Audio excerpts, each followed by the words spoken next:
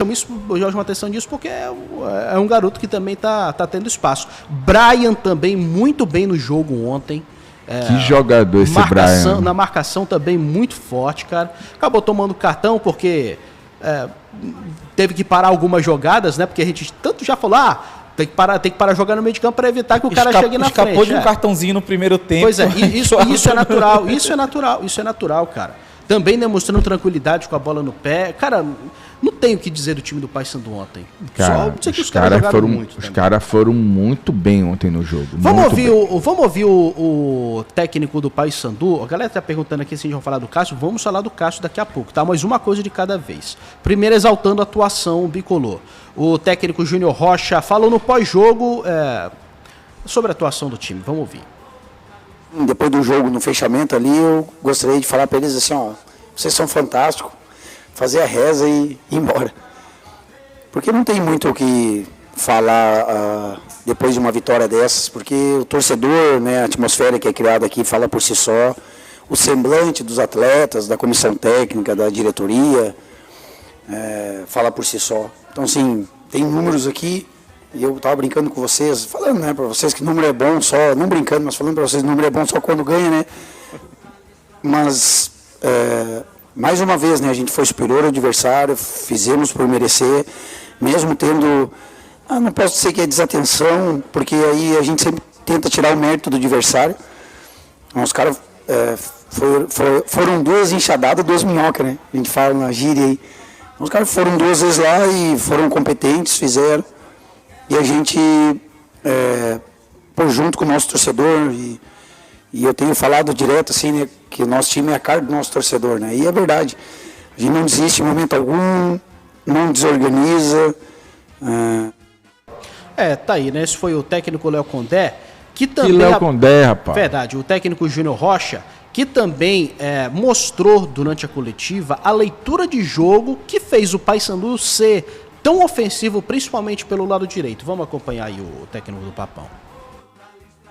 Mas essa automatização de movimentações ofensivas, movimentações nossas, esse jogo posicional para ficar criando superioridade numérica nos setores, eu acho que vai fazer diferença num jogo como hoje, por exemplo, que o Botafogo tinha pouco apoio dos beiradas na fase defensiva. Então a gente dobrou muitas vezes Thales e Edilson, Cleito e Boni, Marcinho, Cleito e Boni, Caio, Thalisson e Edilson. E Edilson também, nesses últimos jogos, cresceu barbaridade. Cara, a gente tem evoluído muito bem, mas com muita humildade de se preparar no dia a dia. Por exemplo, amanhã à tarde nós estaremos lá no CT de novo, treinando, trabalhando, forte, porque nós precisamos evoluir. Então, não tem como ser diferente, sabe? E eu lido facilmente com isso, porque nós não temos ego aqui, nós não temos vaidade.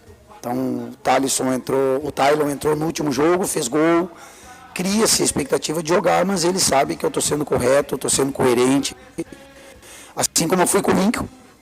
Assim.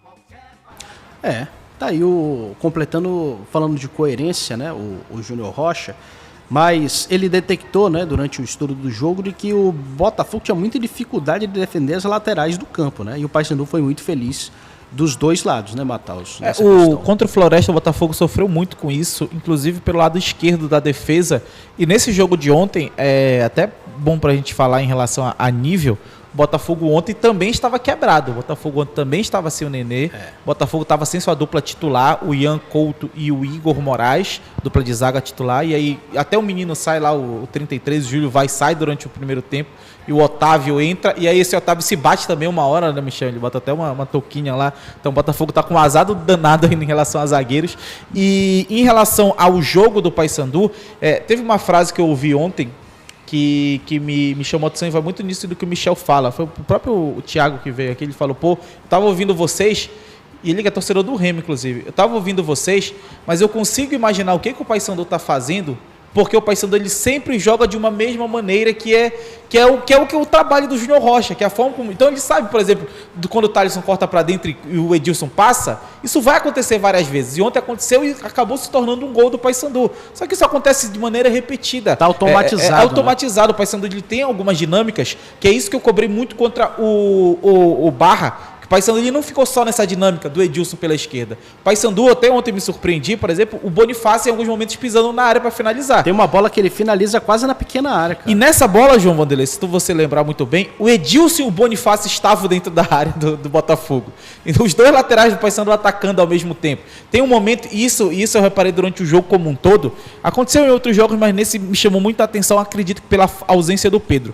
Em vários momentos, o Júnior Rocha, e eu não sei se era ele que ordenava ser o jogador que fazia a leitura, a gente via a movimentação diferente do Caio Melo com o Marcinho. Caio Melo atua como segundo volante e o Marcinho como um 10. Só que quando o Paysandu ataca, teoricamente Caio Melo ele ataca um pouquinho mais do que o outro. Às vezes o Caio Melo estava pela direita e o Marcinho ia cair para a esquerda para construir. Às vezes o Caio Melo vinha para a esquerda, fazia a volância, entre aspas, pela esquerda, jogava o Macapá para a direita e o Marcinho caía para a direita também. Então, em vários momentos, o Paysandu apresentava algumas dinâmicas que eram dinâmicas justamente para tentar gerar espaço.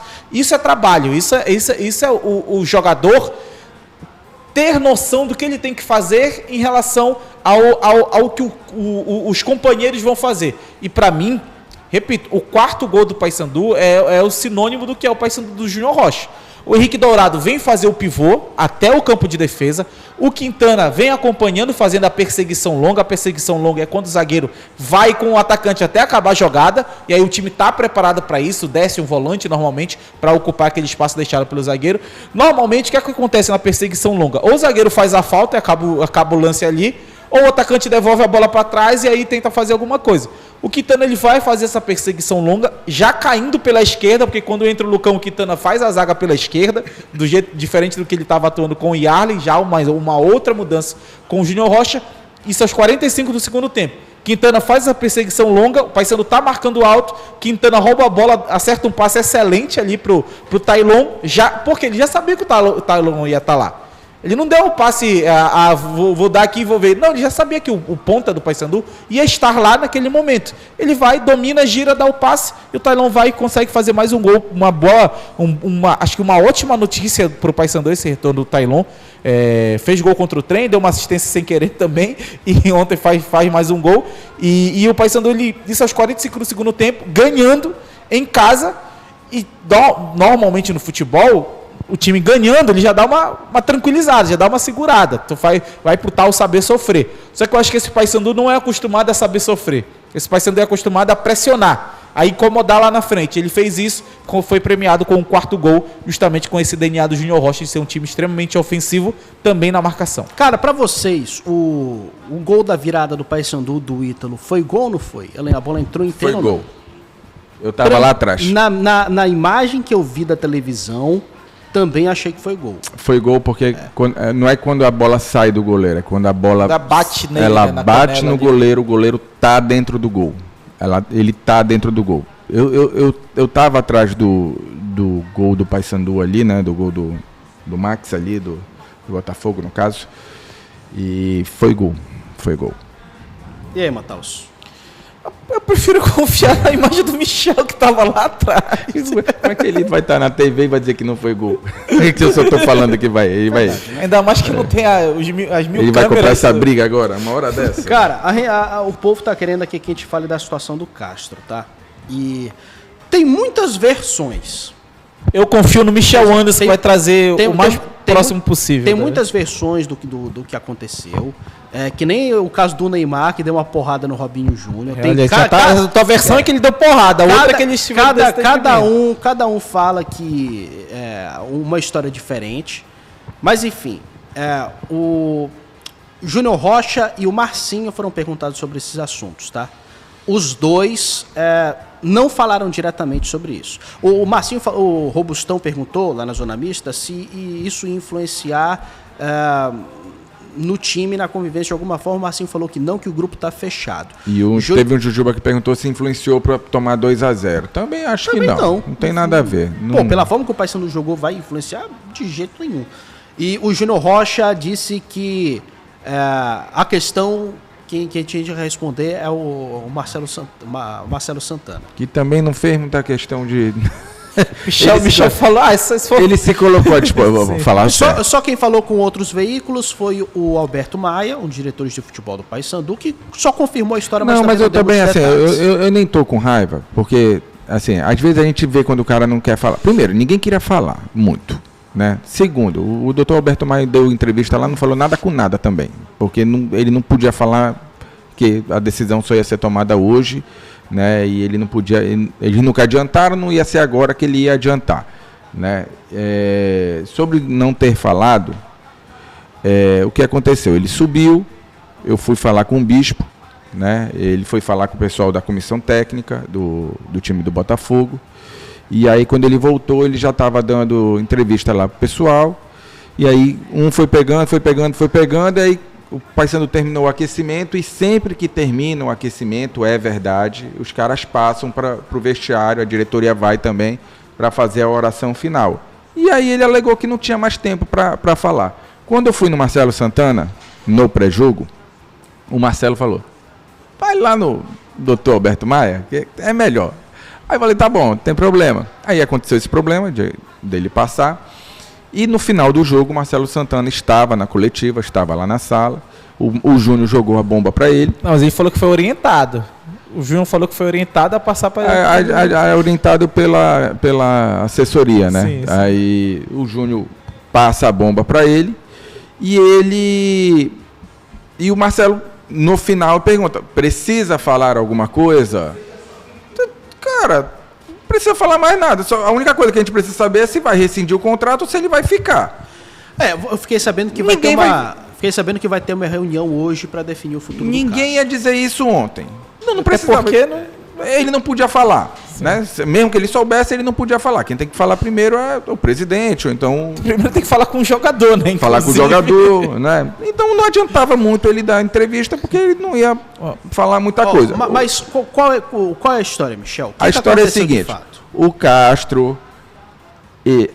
Por que ele foi punido? Porque ele ficou fora do jogo. Porque no treino de sexta-feira, ele chegou atrasado no treino, tá? A questão é, jogador tem que se apresentar, vamos supor, 8 horas da manhã na Curuzu, porque vai lá, troca o uniforme, faz a ativação e vai para o CT. Ele não apareceu na Curuzu, foi aparecer já direto no CT. Foi isso que aconteceu. E chegou depois do elenco estar lá. E sem um motivo aparente, por exemplo. Ele alegou que ele confundiu os horários, achou que seria no outro horário, no horário da tarde, ele não foi no horário que foi o combinado, né? Então foi isso que aconteceu. A diretoria tirou ele do treino de sexta-feira, ele não participou, e no treino de sábado ele também foi retirado do jogo. Foi isso que aconteceu, tá? Uns dizem que o Castro estava na festa, o Castro diz que confundiu o horário. Ponto. Tá bom? É isso que aconteceu. São as versões que se tem, tá? O que se tem mais? Por que essa medida tão drástica? Porque lá internamente na Curuzu dizem que o extracampo do Castro é difícil. Tá? Dizem que o extracampo do Castro... Ele gosta de uma resenha. Ele gosta do negocinho e tal, né? Aí faz uma confusãozinha lá no apartamento, né? E aí essas reclamações chegaram à diretoria do Paysandu. Então, como é algo que já vem sendo recorrente, a diretoria deu basta e falou: dentro da Curuzu tem quem acha que o Castro mereça ser punido e seja reintegrado, tá? A partir de amanhã.